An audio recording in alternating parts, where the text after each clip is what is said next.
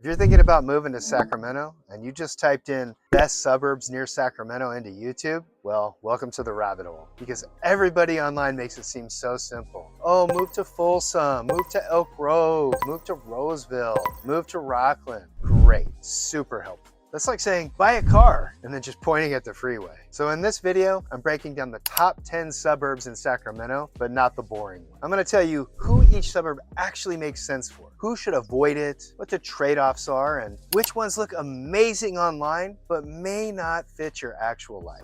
Because choosing the wrong suburb can actually mean the wrong commute, the wrong school fit, the wrong lifestyle, or even spending $100,000 more just so you can say you live 5 exits over. Yes, that happens more than people admit. I'm Reese, real estate broker here in Greater Sacramento area. I help buyers and sellers and people relocating to Greater Sacramento figure out exactly where they belong and not just where the internet says is nice. And here's the thing before we jump in. The best suburb is not always the best suburb for you.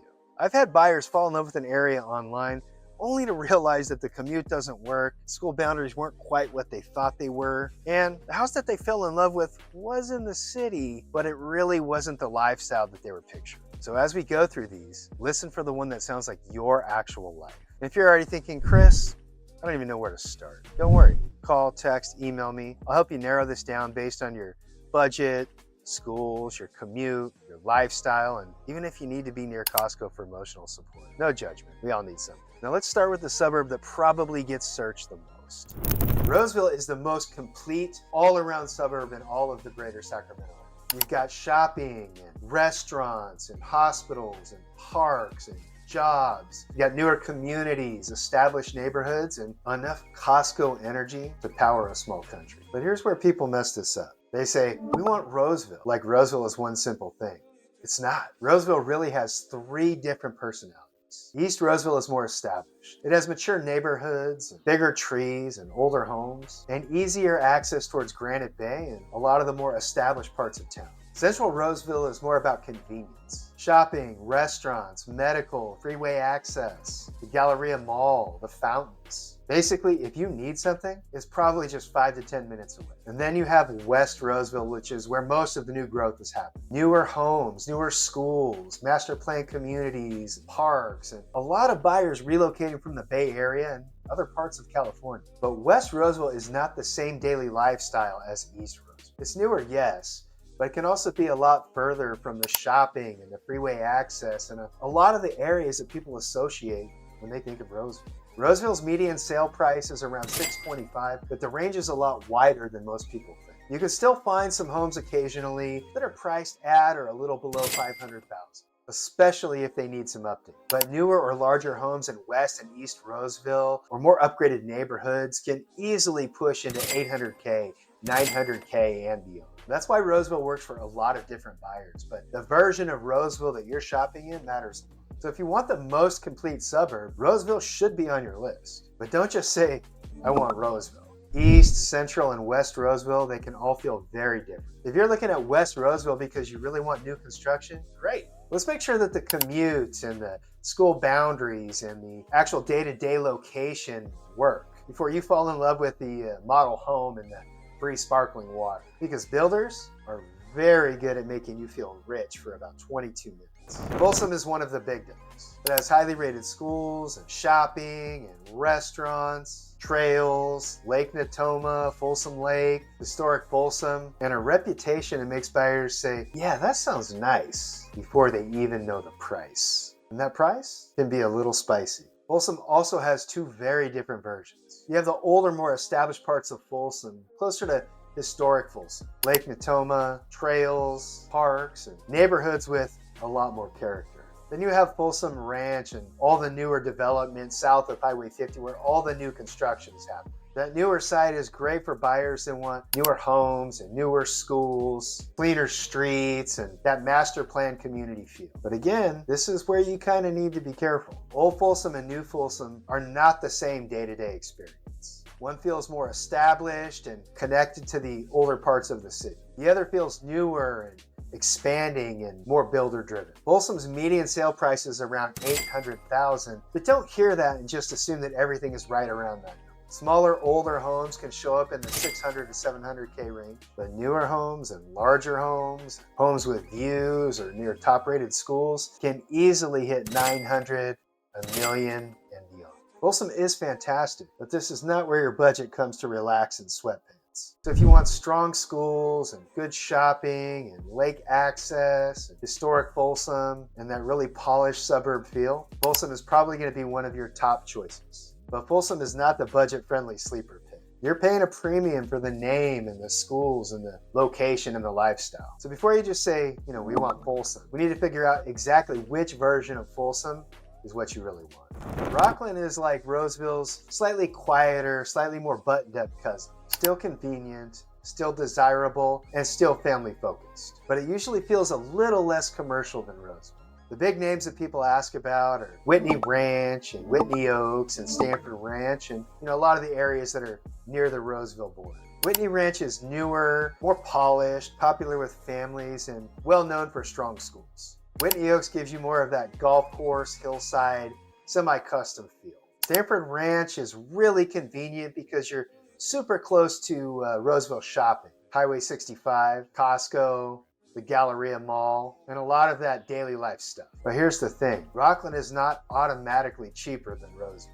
In some cases, it'll cost more for the same home you could get in Roseville. Rocklin's median sale price is around $705, but you'll see a pretty wide spread here in Rocklin too. Some smaller and older homes will land in the 500s and 600K range, while larger homes in Whitney Ranch and Whitney Oaks or gated communities or homes with views, they'll run up into the 900, the million range and beyond. So when buyers say that Rocklin can be more affordable than Roseville, emphasize it can be, depending on what you're looking for. Just don't assume it. And depending on where you live, your commute can really sneak up on you. Not ghost pepper spicy, but spicy enough to make you question your life choices at 5:15 p.m.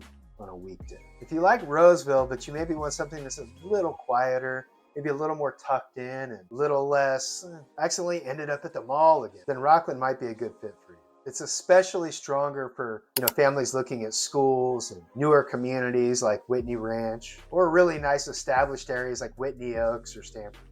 But if you're comparing Roseville, Rocklin, and Lincoln, don't just compare home prices. Compare commute and utilities and schools and daily convenience and how you actually live during the week. Because these cities look close on a map, but they do not always feel the same on a Tuesday afternoon. And this is usually where people start texting. Okay, Chris, we're between Roseville, Rocklin, Folsom, and maybe Lincoln. But now we're more confused than when we started. Totally normal. These areas overlap in price and schools and lifestyle and commute, but they do not live the same day to day. So if you're trying to choose between them and narrow it down, just reach out. I'll help you compare the real trade-offs. Not the brochure version, not the builder version, and definitely not the version that your cousin from San Diego gave you after visiting here once in 2018. Good guy? Sure, but not a great source. Now let's head south. Elk Grove is one of the biggest suburbs in the greater Sacramento area, and it has grown like crazy. One of the biggest reasons that people like Elk Grove is its location. You have access to both Highway 99 and I-5, which can be a big deal if you're commuting into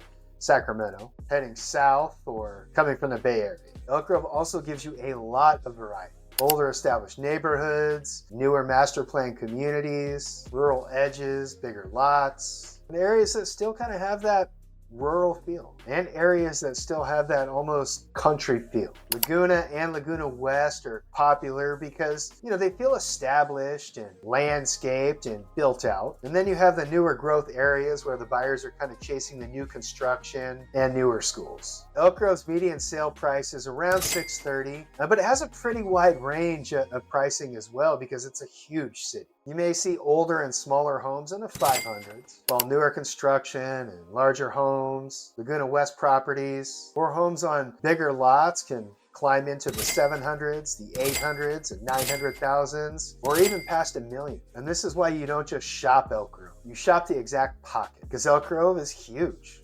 really huge. So just saying, I want Elk Grove doesn't really tell me much. It's like saying I want Mexican food, but refusing to clarify if you want tacos or fajitas or maybe a burrito the size of a newborn. If you're coming from the Bay Area or commuting south, or just want more variety in housing without jumping into those Roseville, Rocklin, or Folsom prices, then Elk Grove should definitely be on your radar. The better question is, which part of Elk Grove actually fits how I live?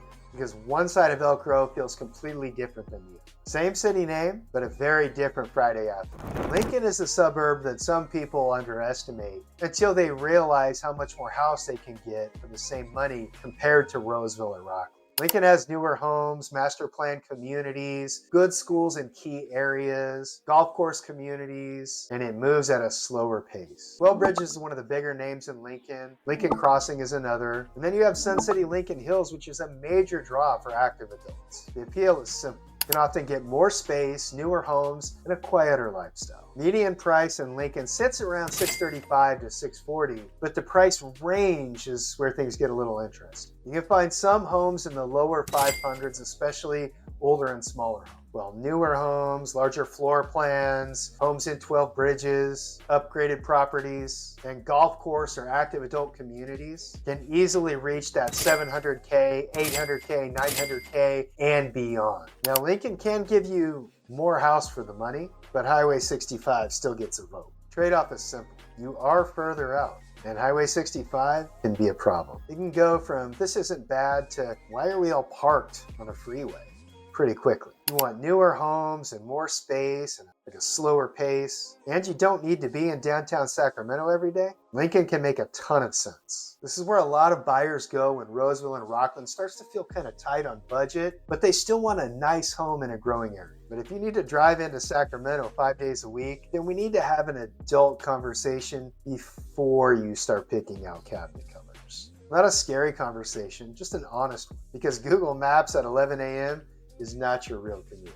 Dorado Hills is where Sacramento suburbs start putting on sunglasses and acting expensive. And honestly, it kind of earns it. You've got hillside living and views and larger homes, beautiful neighborhoods, gated communities, country club lifestyle, and access to Folsom Lake. Serrano is one of the big name communities here with gated villages, custom and semi-custom homes, and that polished El Dorado Hills feel. Now, the median sale price in El Dorado Hills is $1.04 million.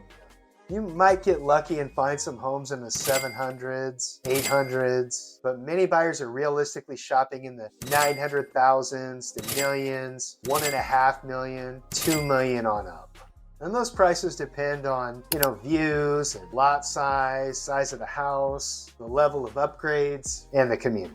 This is where hillside living and views and I can see forever from my backyard starts to add commas to your sale price. But EDH is not for somebody that wants, flat streets and quick errands in all directions and a starter home budget. It feels more spread out. It's more elevated, more private, and more scenic. But also, wildlife is a real thing here. Deer, turkeys, coyotes, occasional rattlesnake. Basically, nature is included whether you ordered it or not. If you're looking for views, hills, privacy, larger homes, and a more upscale foothills feel, El Dorado Hills is one of the prettiest places in all of greater Sacramento area.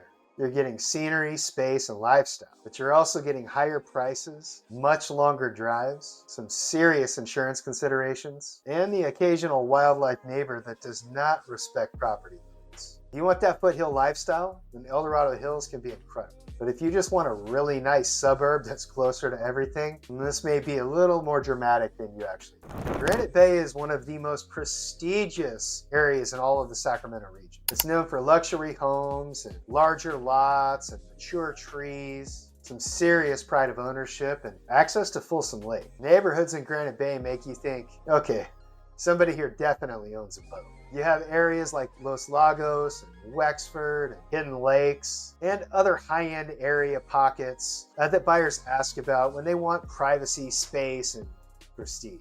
A lot of celebrities and professional athletes live in Granite Bay. The median sale price here is about $1.4 million, but the range is pretty wide. The smaller and older homes can be in the 700s, 800s, 900,000. But the more typical luxury conversation starts at least $1 million and easily moves into 2 and 3 million and on up. Granite Bay is definitely not where people go bargain. This is a more expensive market and inventory can be pretty limited. It also doesn't have that newer master plan community like you'd find in West Roseville or Folsom or even Lincoln. Granite Bay is more established, more custom, and more lifestyle driven. If you want prestige and lake access, mature neighborhoods, larger lots, and a more luxury feel, Granite Bay is definitely one of the heavy hitters. This is not usually where people move because they found a screaming deal. They move here because they want the lifestyle, and the schools, the space and privacy, and that established high-end feel. And as I said, inventory can be limited. Homes can be older, and just because a house is expensive does not mean that it has been updated since the invention of Wi-Fi. So if Granite Bay is in your budget, it is most definitely worth looking. But we're still going to inspect the house like adults and not like people that have been hypnotized by a gated entrance. Rancho Cordova is one of the most interesting suburbs because people's opinions are largely based on which part they're talking about. Older Rancho Cordova and newer Rancho Cordova feel like two completely different conversations. The newer areas south of Highway 50 often attract a lot of buyers because they can get homes for a lot less than they'd have to pay for the similar home in Folsom. And that's a big hook. A buyer may want Folsom, then they see the price difference, and then drive 10 or 15 minutes south, and suddenly Rancho Cordova looks pretty good. Rancho's median sale price is around $510,000, which is exactly why a lot of buyers compare Rancho to Folsom. You can find homes in the 400s, 500s, especially if they're older and smaller properties. Newer homes in the more recently developed areas, they tend to be more in the 600, 700 price range or even higher, depending on upgrades and size of the home. This is one of those areas where the right pocket can change that value conversation, and that's a real thing. You really need to understand the school boundaries and the commute and differences in shopping, and the fact that some areas don't have the same retail infrastructure as, say, like Folsom or Roseville. If you want newer homes and you like the idea of being near Folsom but without paying Folsom prices, Rancho Cordova deserves a serious look, especially the newer development areas south of Highway 50. This is just one of those suburbs that you have to be really specific. And don't judge the entire city based on one online comment from a guy named Truth Warrior 916 who probably hasn't left his recliner since 2020. Drive the neighborhoods, check the schools, check the commute, and then decide. For the right buyer, Rancho Cordova can be a very smart move and a great value play. Fair Oaks and Orangevale are for those buyers that don't really want cookie cutter. These areas are more established and definitely more eclectic. They're a lot more mature, and in some areas, they kind of feel rural. You'll find larger lots and older homes and mature trees and neighborhoods that don't feel like they were copied and pasted by some builder with a caffeine addiction. Fair Oaks has charm. It's got access to the American River and kind of a funky little old school village feel to it. Orangevale gives you more space and a little better affordability than some of the areas nearby, and a little more country energy without being way out in the sticks. Median sale price in Fair Oaks is around $735,000, but the range is all over the place because these are not cookie cutter homes. You can find smaller and older homes in the 500s to 600,000 range, but larger homes, updated homes, river adjacent properties, custom homes, and or on bigger lots, these homes, they can range 900s, millions, and beyond. Fair Oaks is the kind of place where the price heavily depends on the character, the lot, the condition, and how much charm kind of comes with the plumbing. Median price in Orangevale is a little lower. It's around $530,000, making it more approachable than a lot of the nearby surrounding suburbs. You can't find homes in the 400s or 500s, but those on larger lots and more updated homes, those horse property style setups, well, these homes, they can range into the 7, 8, 900s and sometimes even Orangevale is not as polished as, say, Folsom or Granite Bay, but for those that want more space and some breathing room and perhaps a horse and some chickens, I mean, maybe that's the entire point. Just realize older homes come with the older home stuff. Roofs, HVAC, electrical, plumbing, weird additions, mystery switches, you know, the fun little haunted house starter pack. If you don't like cookie cutter neighborhoods and you want mature trees and larger lots, you like the older homes with a little more character and personality, well, then Fair Oaks and Orangevale are worth checking out. These areas are less polished than, Folsom and Roseville, but that's the point. You want brand new, shiny, and clean and predictable, and these areas may not be for you. Now, this one is a wild card. If you want to be in a suburb, but you still need like quick, easy access to like downtown Sacramento, the airport, major employment centers, then Natomas and West Sacramento need to be on your radar. Natomas gives you newer-ish homes and master communities and parks and quick, easy airport access, and it's pretty close to downtown. West Sac gives you good proximity to downtown. It's got newer homes in some areas and access across the river without being deep in the suburbs. Now, Natomas is tricky because the price really depends heavily on the pocket. South Natomas home prices sit closer to the mid-400s, while areas like Natomas Park can sit closer into the mid-5s. And higher end or larger homes can definitely push into the 700s and the 800,000s. And that's why you don't just say Natomas. You need to know whether you're talking about entry-level convenience, newer planned community living, or one of the higher end pockets. West Sac is around 550, but again, the range really matters. You may find older homes in the 400s and low 500s, while newer homes and larger homes, Southport properties, or homes closer to the desirable development areas, they can move up into the 700s, 800s, and even higher. West Sac may not have the same shiny reputation as say Roseville or Folsom, but for the right buyer, it can make some real practical sense. Does Natomas and West Sac have the same lifestyle as say Roseville or Folsom, or Rocklin, Granite Bay, Dorado Hills? No,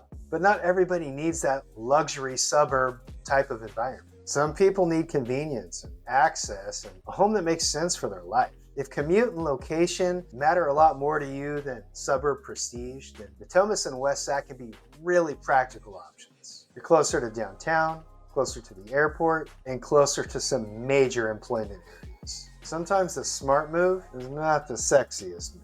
And that applies to real estate and, unfortunately, most of my shoe choices. They're Crocs. They're mostly Crocs. So here's a quick recap. If you want the most complete all-around suburb, then I would choose Roseville. If schools, trails, reputation, and outdoor lifestyle are high on your list, well, Folsom's going to be hard to ignore. If you like Roseville, but you want something a little quieter and more tucked in, well, Rocklin might be it for you. Variety, Bay Area access, freeway options, hey, Elk Grove deserves a look. Newer homes, more space, and a slower pace, Lincoln might make a lot of sense as long as the commute works. Views, hills, privacy, luxury foothill energy, Dorado Hills is the heavyweight.